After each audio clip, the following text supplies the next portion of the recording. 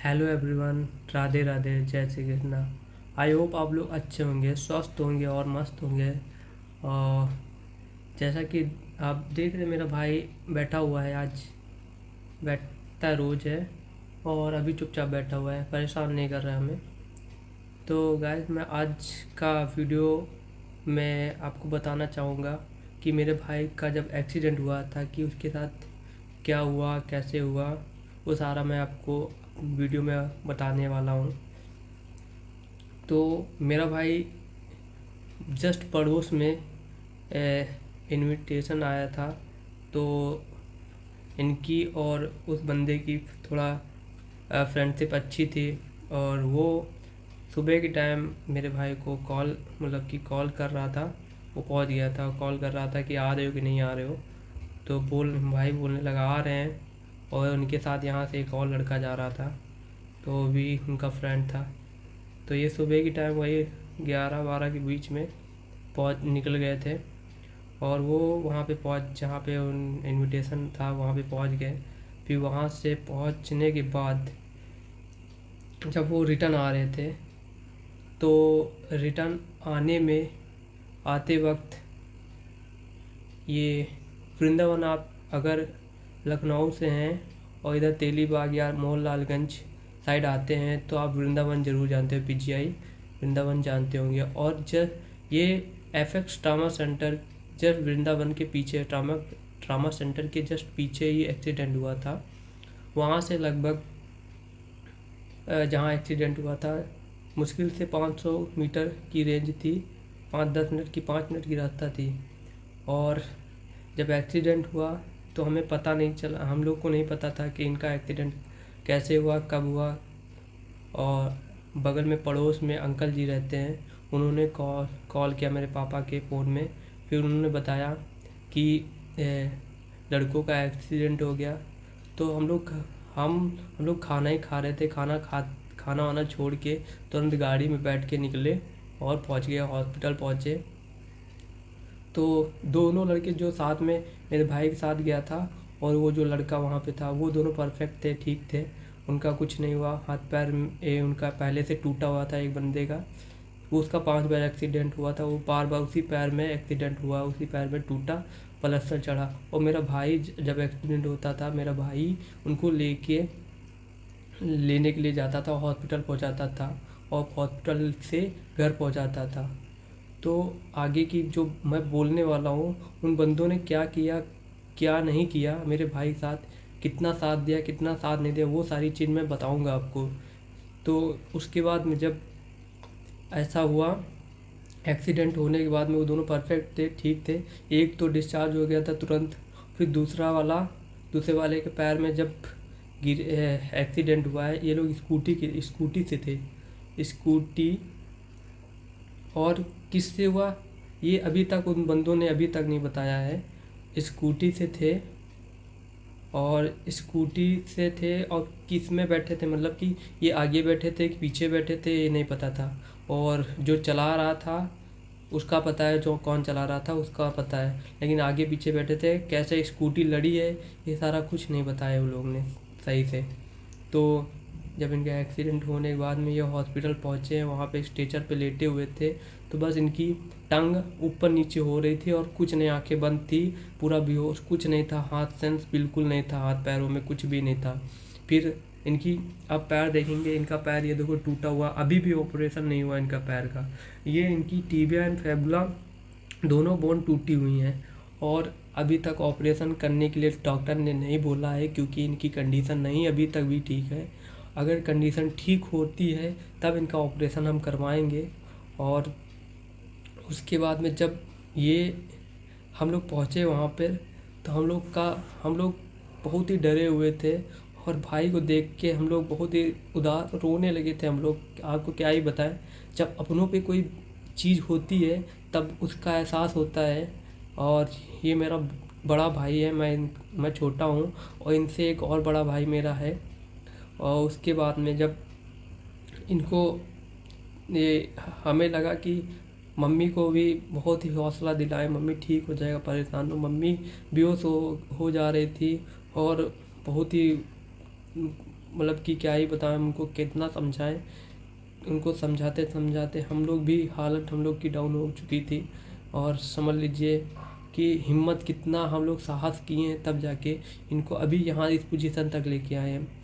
तो जब ये इनका स्ट्रेचर पे लेटे हुए थे और पैर में स्लैब चढ़ा हुआ था, फिर ये आए यहाँ इमरजेंसी से सीधा फिर आईसीयू में गए। आईसीयू में वेंटिलेटर पे लगे रहे। और वेंटिलेटर पे जब हम लोग अंदर गए, जब पूरा शाम जब ये वेंटिलेटर पे थे, आईसीयू के अंदर चले गए, फिर हम लोग रात में भाई 6 बजे के करीब फिर हम लोग जाते हैं उनसे मिलने के लिए। हम लोग गए, हम गए, हमारा बड़ा भाई गया।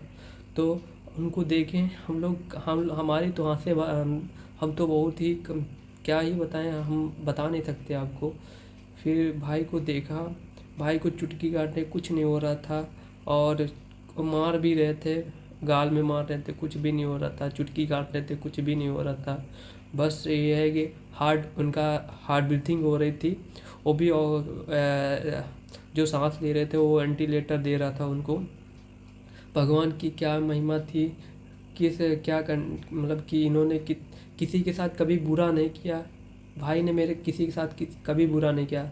कोई काम करने को बोलता था, उसका काम करा के देते थे।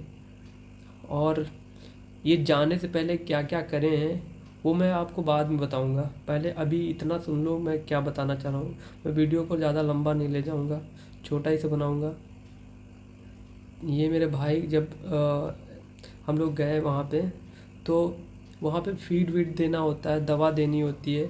तो सारी चीज़ें जो ब्रदर सिस्टर लोग होते हैं वहाँ पे तो बता देते हैं कि ऐसे दवाई देनी है। राइस ट्यूब पड़ी थी, राइस ट्यूब से दवाई दे रहे थे, फीड दे रहे थे। तो 2-3 दिन तो इनको खाना नहीं मिला, 2-3 दिन इनको खाना नहीं जा रहा था। तो डॉक्टर ने मना कर दिया था कि अभी खाना नहीं देना। और वहाँ पे डॉक्टर लोग बहुत अचानक से, जो सीनियर नहीं थे, जूनियर डॉक्टर थे, उन्होंने बोल दिया कि इनके बहुत ही बुरी कंडीशन है, इनके बहुत बेकार चोट आई है और अब पहले जैसा नहीं हो सकते। तो ऐसा डॉक्टर ने बोला। हम लोग फिर बहुत ही रोने लगे, परेशान हो गए। हाँ, मेरा भाई सबसे घर में तेज़ था, और हम भी उतना तेज़ नहीं जितना मेरा बड़ा भाई ये है। और मेरे को मोटिवेट करता था कि पढ़ने के लिए, कि ये कर लो घर में, मतलब कि कर लोगे तो अच्छा रहेगा तुम्हारे लिए। तो सारी बातें अभी भी याद आती हैं हमको। और उसके बाद में जब डॉक्टर ने बोला कि अभी तो हम कुछ बता नहीं सकते, ऊपर वाले से प्रार्थना करो, क्योंकि अभी वेंटिलेटर पे लगा है और वेंटिलेटर के सहारे वो उसकी सांसें चल रही हैं। तो ऐसा डॉक्टर ने बोला तो हम लोग और रोने लगे। तो हम बोलने लगे कि मम्मी को क्या बताएंगे जाके। तो हम लोग कुछ नहीं बोले, शांत रहे। पापा को भी कुछ नहीं बताया, मम्मी पापा को कुछ भी नहीं पता, अभी तक भी नहीं पता मैंने कि हम लोग क्या क्या वहाँ पे किए हैं, अभी भी नहीं पता उनको। तो भगवान की इतनी महिमा थी कि डॉक्टर ने जब हम 7वें दिन गए इनके पास, तो 7वें दिन पे इनकी आंखें क्या हुई, ब्लिंक हुई। आंखें ऐसे बंद थी, तो ऐसे ऐसे थोड़ा हल्की सी हिली, अंदर से, खुल के नहीं, सिर्फ अंदर से हिली थी। तो मैंने उसका वीडियो बनाया था। जस्ट मैंने वीडियो बना के मम्मी को दिखाया। मैंने बोला मम्मी देखो भैया ठीक है, देखो आंखें ब्लिंक कर रहे हैं, हिला रहे हैं, तो होश में जल्दी आ जाएंगे। लेकिन 7 दिन के बाद भी होश नहीं आया था। बहुत ही लगभग इनको होश आया है 1 महीने के बाद होश आया है। इनकी आंखें बिल्कुल नहीं खुल रही थी, 1 महीने में भी नहीं खुली थी। इनको कौन है क्या है इन्हें कुछ नहीं पता था, और अभी भी उतना नहीं पता है। यह 50% अंडरस्टैंडिंग है, और अभी भी बोल नहीं पाते हैं। तो जब मैंने मम्मी को वीडियो दिखाया तो उन्होंने किसी के मुंह से सुना कि वो कोमा में चला गया। तो क्या मम्मी बोले कोमा क्या होता है, मम्मी को भी नहीं पता था। तो बोलते हैं कि इसमें इंसान, मतलब कि वो कब होश में आएगा कभी किसी को नहीं पता। तो वो और घबराने लगी। फिर मम्मी रोज़ मेरी पूजा करने के लिए मंदिर जाती थी। हर पर डे, एक दिन नहीं, पर डे मेरी मम्मी पूजा करने के लिए जाती थी। नहाती थी, बासी मुँह जाती थी पूजा करने के लिए। फिर वहाँ से आती थी, उनको बहुत समझाए खाने पीने के लिए, बहुत कमज़ोर। हमने बोला अभी तुम कमज़ोर हो जाओगी तो फिर इनको देख रहे हैं, तुमको भी कैसे देखेंगे। तो उनको समझाया मैंने, पापा को भी समझाया मैंने। तो सारी चीज़ें समझ मतलब कि बहुत हिम्मत करके बहुत हिम्मत किया हम लोग ने। फिर उसके बाद में जब ये मतलब कि जब ये इतना हो गया, जब धीरे धीरे इतना हो गया, तो कुछ टाइम बाद उनके फीवर आया। तो जब फीवर आया इनको, तो डॉक्टर ने बोला ये बहुत ही अच्छी बात है जो मरीज को फीवर आया, क्योंकि इनका पूरा शरीर गर्म नहीं था, कुछ नहीं था। और जब फीवर आया तो फीवर इतना ज़्यादा आया कि 105 डिग्री, 106 डिग्री, 107-8 डिग्री तक जा रहा था फीवर। और फीवर ज़्यादा आ रहा तो भी दिक्कत हो रही थी। तो इनको क्या किया गया, इनको हम लोग पर डे 6 बजे जाते थे हम लोग, 9 बजे कभी जाते थे, 6 बजे जाते थे। और 2-3 बजे, 2 बजे तक हम लोग पानी, ठंडा पानी बर्फ़ से सेकाई करते थे। सेकाई करते करते हम लोग के पैर दुखने लगते थे। हम लोग आते थे खाना पीना, हम लोग क्या है क्या नहीं, हमारा शरीर कहाँ है हमें नहीं पता, हम कब सोए हमको खुद नहीं पता। शरीर हमारे सोने को नहीं पाते थे, और शरीर इतना कमज़ोर हो गया। हम अभी अभी भी हम सोते नहीं हैं। हम 12 बजे से पहले कभी नहीं सोते हैं, 12 साढ़े 11 बजे से पहले नहीं सोते। और सुबह हम 6-7-8 बजे उठते हैं, क्योंकि अब तो सो लेते, पहले बिल्कुल नहीं सो पा रहे थे। तो जब फीवर आया तो डॉक्टर ने सारी जांचें की हर चीज़ जगह से, तो फीवर उतर ही नहीं रहा था। तो टेंशन और हो रही थी कि फीवर आ रहा है तो फीवर में और दिक्कत होती है। तो फिर एक जगह से फिर फ्लूइड निकाला पीछे बैक साइड से, तो उसको जांच के लिए भेजा गया। तब पता चला कि फ़ीवर कहाँ से हो रहा है। तो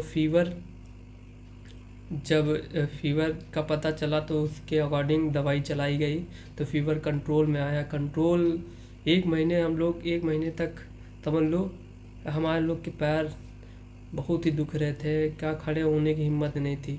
लेकिन मजबूरी, भगवान कौन सी परीक्षा ले रहा था हम लोग को, हमें नहीं पता कि हम लोग ने क्या किया था, क्या बुरा, कौन से बुरे कर्म किए कि इस तरह हम लोग को झेलना पड़ा।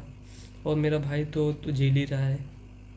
तो इतना सब कुछ हुआ, और ये जो बंदे थे ये थोड़ा सा भी हम लोग का साथ नहीं दिए, 1% भी साथ नहीं दिए। और एक्सीडेंट किस गाड़ी से हुआ, क्या हुआ, कुछ नहीं बताए। अगर या फिर इन लोग की गलती है, या फिर ये लोग पुलिस को घूस पैसा दिए हैं, और यही कुछ ना बताए, आगे केस ना हो, या इन लोगों ने कुछ किया होगा तो पुलिस वालों को पैसा दिया होगा, हो सकता है। ऐसा हमारी सोच होती है, क्योंकि पुलिस किसी की नहीं होती है। तो भाई मेरा ठीक होगा, वही बताएगा। और आप लोग प्रार्थना करो कि मेरा भाई बोलना स्टार्ट कर दे और जल्द से जल्द ठीक हो जाए। यही आप लोग से हम बोलते हैं, और हम वीडियो भी बनाते हैं और जो बता रहे हैं आपको। तो ये सारा वीडियो हमें कोई अच्छी बात नहीं है कि इस तरह की वीडियो अपलोड करें, और भगवान किसी को इस तरह की मुसीबत ना दे, क्योंकि हम लोग झेल रहे हैं, हमें पता है कि कितनी मुसीबत का सामना करना पड़ रहा है।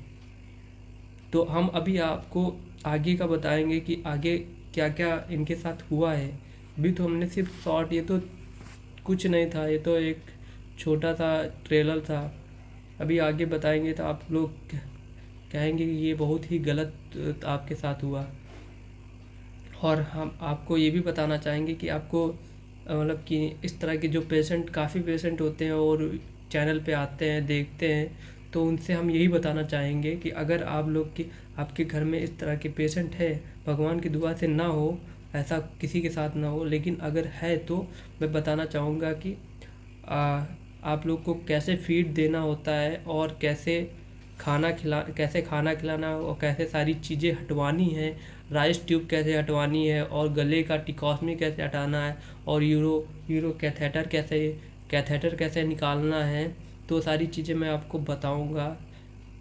इसके लिए हम आपसे मिलेंगे नेक्स्ट वीडियो में। अभी के लिए मैं आपसे विदा ले रहा हूँ, और अगले वीडियो में मिलते हैं। राधे राधे, जय श्री कृष्णा।